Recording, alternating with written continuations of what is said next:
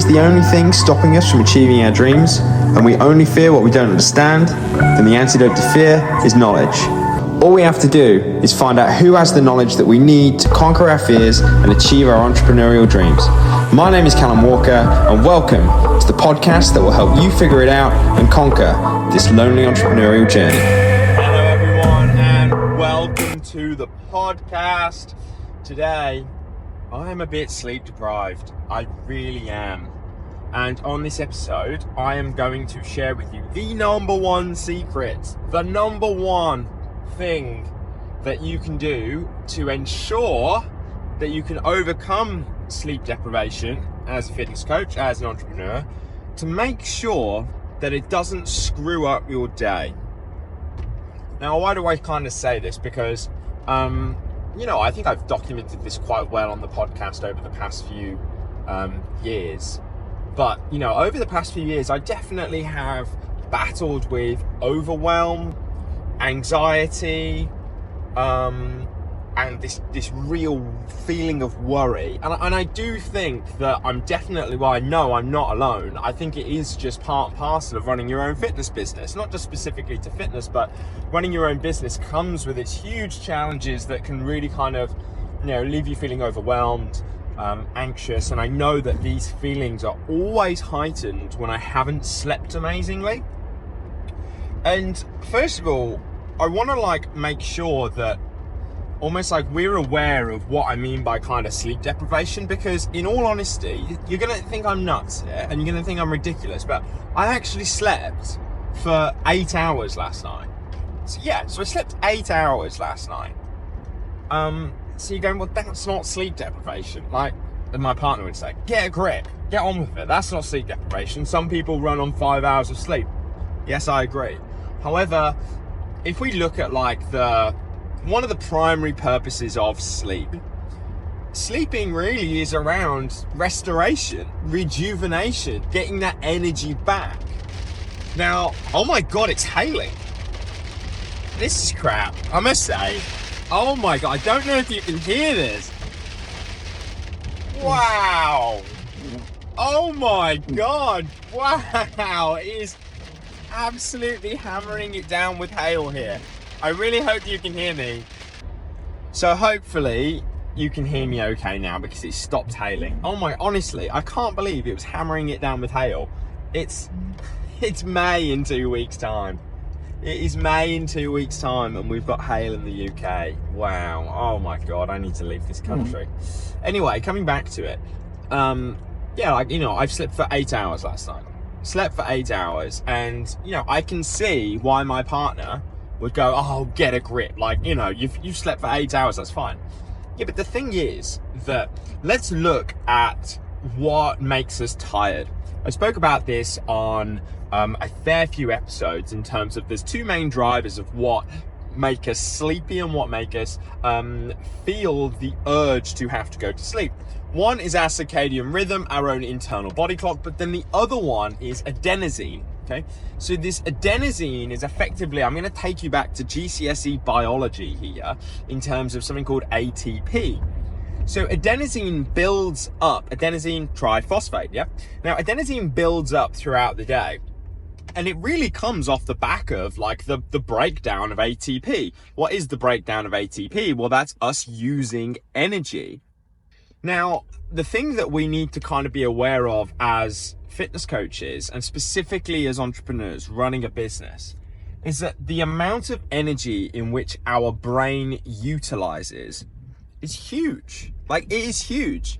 And in comparison to someone who may not be running a business, and this isn't kind of an us versus them, but it kind of is, that you don't stop thinking about this thing.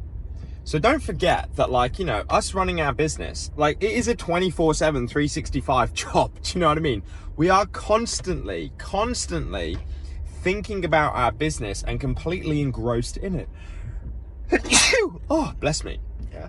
So we're constantly thinking about it, which means the amount of mental energy in which we exert is far higher than that of someone who may not be running a business, because they can clock in at 9, they can finish at 5, and then they can shut off. Whereas for me last night, I didn't shut off because I was dreaming about my business. I woke up in the middle of the night thinking about my business, and I'm sure that you do the exact same thing. So what I mean by that is that this adenosine that increases throughout the day is just the byproduct of us using energy, which means that if we're using more and more and more energy than the normal average person, then that means that we're breaking down more ATP throughout the day, which then means we have more adenosine left over, which means that everyone else might do perfectly fine on 8 hours of sleep because they might only have 8 hours of sleep worth of adenosine to clear out. That's what your sleep does. Your sleep basically just clears out the excess adenosine that's made you feel really, really tired. However, we probably definitely have more than 8 hours worth of adenosine like lingering around. And I know that because I slept for 8 hours last night and I have still definitely got some excess adenosine flying around. So I think that what has that got to do with how you can overcome it? Well, I think first of all that the key thing is always that in order for us to figure out the antidote, we have to first be aware of what the poison is. Now, I don't necessarily mean poison in a terrible way here, but what I mean is that the challenge that we are experiencing right now, so me right now, I'm tired. I feel it in my mind. I have this excess adenosine floating around. So I need to do two things. First of all, I need to make sure that throughout the day, I can potentially put things in place to ensure that I can clear out this adenosine. So naturally it is, what time is it now? It's 11 o'clock in the morning. So I'm fighting against my circadian rhythm because my circadian rhythm is naturally kind of pumping me up. So between the hours of kind of like 10 and 1, we're kind of most activated from a circadian rhythm perspective. So right now, me trying to have a nap, for example, to get rid of that adenosine is going to be very, very hard between 11 and 1. But what we find is that around the afternoon, around sort of like 2 o'clock, that's where we get this kind of slump because the circadian rhythm starts to decrease, which means that with the circadian rhythm, in terms of like activation, energy, alertness going down, then I've got an opportunity to clear out my adenosine. So the first thing is, okay, right, what I just want to do at some point today is clear out that excess adenosine because that will make you feel more alert, that will make you feel more awake, and you'll be able to get whatever work that you need to get done. But the most important thing that I can push onto you in terms of really, really being able to ensure that this day doesn't capitulate, because for me, like, I've had days like today where I've really, really pushed myself, but I didn't have push myself in me. And that's just led to me potentially having a little bit of extra caffeine to wake me up. That's then caused me to feel anxious, more overwhelmed, and the day has just spiraled into this pure capitulation. So what has changed? What have I done to potentially change that? I change up my expectations. So on a day like today, I need to be aware I don't have pump up the jam in me.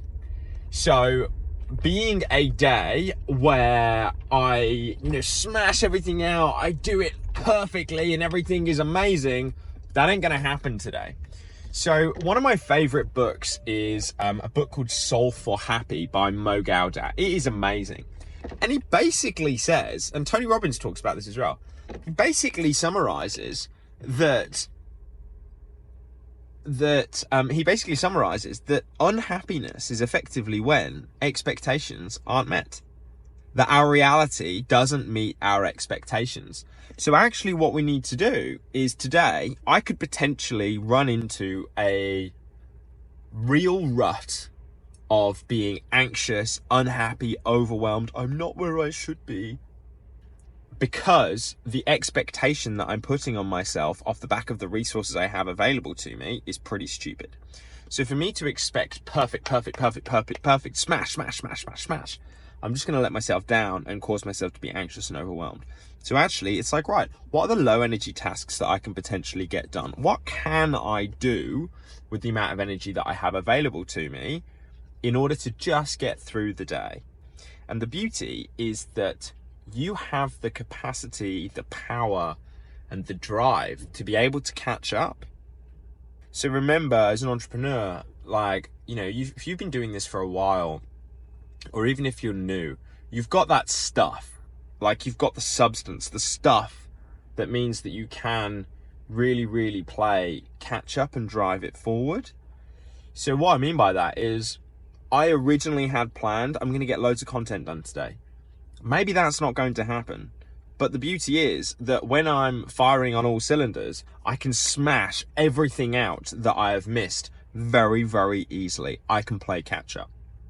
So if you are in a sleep deprived state, there's 3 things that I really, really want you to, like, just to summarize, really to kind of like take on. If you are feeling additionally tired, potentially listening to this today, first of all, make sure that you're aware that for us as entrepreneurs, naturally, we utilize more energy, which means that off the back of that, by utilizing more energy, then we're having more adenosine. So we probably require more sleep than the average person. Secondly, then, what can I do today to potentially clear out a little bit of adenosine? Maybe not first thing in the morning because you're fighting against your circadian rhythm. So potentially best times to do that between the hours of 1:30 and 3. Okay, so we can have like a little 20-minute nap or do some form of yoga nidra or non-sleep deep rest just to clear out that excess adenosine. And finally, change up your expectations for the day. Beautiful.